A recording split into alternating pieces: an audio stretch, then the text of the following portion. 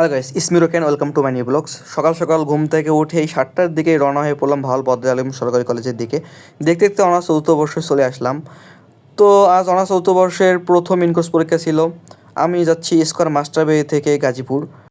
চোখে ঘুম আর এদিকে পরীক্ষার টেনশন নিয়েই চলে যাচ্ছি কলেজে।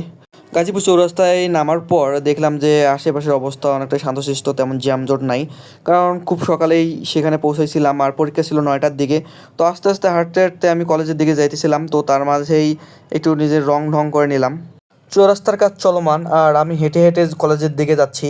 আর কলেজের গেটের সামনে আসলাম আর এদিকে পরীক্ষার কিন্তু আমার একটু লেট হয়ে গিয়েছিল। চৌরাস্তায় একটু দেরি করেছিলাম, সবাই পরীক্ষার রুমে আর আমি বাইরে।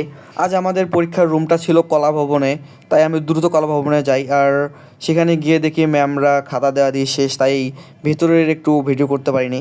তারপর পরীক্ষা শেষে রানা সহ একটু আড্ডা দিলাম আর এদিকে বন্ধুরা তো আছেই, তাদের সাথে খুনসুটে গল্প। তো অনার্স থার্ড ইয়ার ফাইনাল পরীক্ষার পর তাদের সাথে আর কখনো দেখা হয়নি। আজ ফাইনাল ইয়ার পরীক্ষার ইনকোর্স পরীক্ষা তাদের সাথে দেখা করলাম আর তাদের সাথে আড্ডা দিয়ে অনেকটা মজা লাগলো। দেখতে দেখতে আমাদের অনার্স বর্ষটাই শেষের দিকে, চতুর্থ বর্ষই চলে আসছি আমরা। তো বন্ধুরা সাথে অনেকটা গল্প, অনেকটা আড্ডা, সব মিলিয়েই ভালোই ছিল।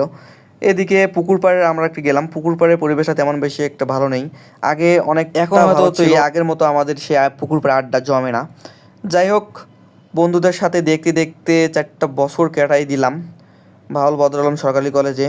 তো গাইস, এই ছিল আজকের ভিডিও। দেখা হবে নতুন কোনো এক ভিডিওতে। আল্লাহ হাফেজ।